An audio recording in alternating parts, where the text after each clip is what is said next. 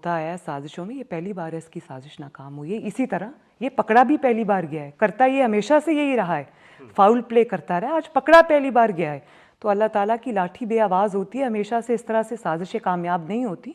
अब पूरी दुनिया इनका ये स्या चेहरा देख रही है। जी, उनको ये कहना चाहूँगी कि मुझे हमदर्दी है उनके साथ कि उन्होंने कभी इसकी बात पर यकीन किया होगा। तो इस शख्स में इतनी इखलाकी जुर्रत तो है नहीं कि इसको अगर कोई ये कहे कि तुम अपने लोगों से माफ़ी मांगो।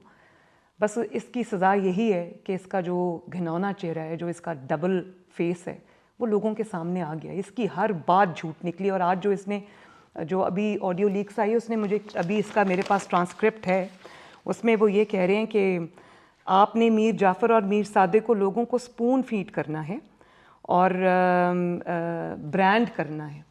तो आप इनकी साजिश देखें कि अभी आप ये कह रहे हैं कि आपने ब्रांड करना है मीर सादिक, मीर, अभी हिम्मत नहीं है नाम लेने की। तो मतलब ये है कि अभी हम आपको चांस दे रहे हैं, आप हमारे साथ डील कर लें, आप मुझे दोबारा इक़्तिदार में ले आएँ। अगर आपने इक़्तिदार में नहीं लेके आएंगे तो फिर मैं अगले स्टेप का अनाउंस करूँगा। जो मीर सादिक है, ये मीर जाफ़र और मीर सादिक किसको कह रहे हैं? ये तो वो ख़ुद बताएंगे मीर जाफ़र और मीर सादिक वो किसको कह रहे हैं।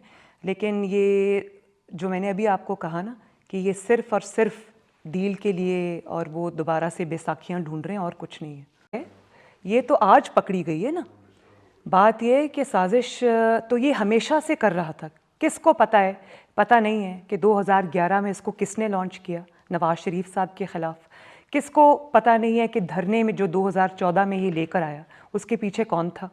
किसको ये पता नहीं है कि जब 2018 का इलेक्शन था उसमें क्योंकि नवाज शरीफ से जीतना मुश्किल था, नवाज शरीफ को, मुस्लिम लीग नून को हराना मुश्किल था, तो किसको याद नहीं है कि किस तरह से चुन चुन के नवाज शरीफ के जो इलेक्टेबल्स थे, जो उनके विनिंग हॉर्सेस थे, जो उनके क्योंकि ज़ाहिर है नवाज शरीफ साहब की मकबूलियत उस वक्त इतनी ज़्यादा थी कि इलेक्शन जीतना, इनको पता था कि नवाज शरीफ साहब के साथ अगर फाउल प्ले ना किया गया तो इलेक्शन जीत जाएंगे।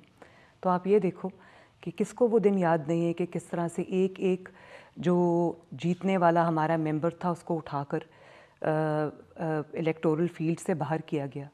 किस तरह उनको पता था कि नवाज शरीफ साहब के रहते हुए ये इलेक्शन नहीं जीत सकता, तो किस तरह नवाज शरीफ पर झूठा मुकदमा बनाकर, उनको झूठे मुकदमात में उलझाकर, उनको ना सिर्फ ये कि पॉलिटिकल अरीना से बाहर किया बल्कि उनको जेलों में डाला, झूठी सज़ाएं दी। किसको पता नहीं है कि बलूचिस्तान में क्या होता रहा, किस तरह हुकूमत बदली गई। क्या वो हॉर्स ट्रेडिंग के बगैर हुई थी? क्या वो शिरक किए बगैर हुई थी? या क्या वो अरकान की जो ख़रीदो फ़रोख्त है उसके बगैर हुई थी? उसके बाद जब सेनेट का इलेक्शन था, बज़ंजो साहब हमारे कैंडिडेट थे, तो जो अपोजिशन थी उसके अरकान की तादाद पूरी दुनिया के सामने हुकूमती अरकान से कहीं ज़्यादा थी। और आपने सेनेट इलेक्शन का रिज़ल्ट देखा कि ये साजिश करके जीत गया।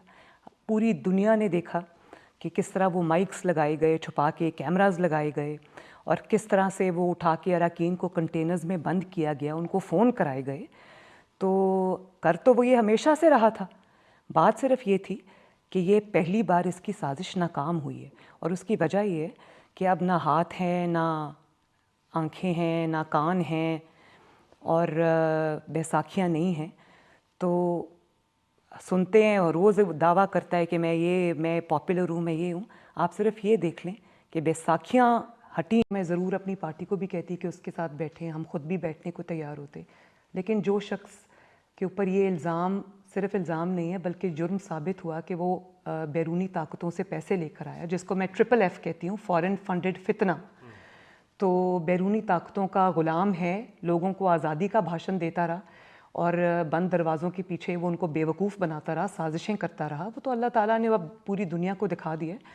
तो बात यह है कि एक फॉरेन फंडेड फितना जो लॉन्च ही इसीलिए किया गया है कि वो इस मुल्क में तबाही लाए, इस मुल्क में फितना लाए, इस मुल्क में इंतशार लाए, इस मुल्क में पॉलिटिकल स्टेबिलिटी ना आने दे, उसके साथ बैठना नहीं है, उसको इबरत का निशान बनाना है, उसको कानून के हवाले करना है कि किस तरह से 22 करोड़ मुल्क के साथ वो कहता है खेलना है।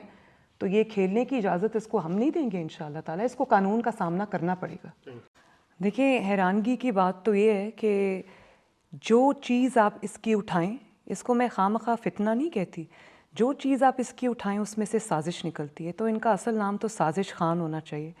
और आप ये बताएं कि आज जो लीक्स आई है उसमें लोगों को वो क्या कहता रहा? लोगों को कहता रहा कि हॉर्स ट्रेडिंग करने वाले बुरे हैं और लोगों पे झूठे हॉर्स ट्रेडिंग के इल्ज़ाम लगाता रहा और बंद कमरों के पीछे वो अरकान की, अपने मेंबर्स की ख़रीदो फ़रोख्त की मंडियां लगा के बैठा रहा और लोगों को कहता था कि ये शिर्क है, जो ये करता है वो शिर्क करता है। तो अगर ये शिर्क है तो सबसे बड़े मुशरिक तो इस लिहाज से खान साहब खुद हुए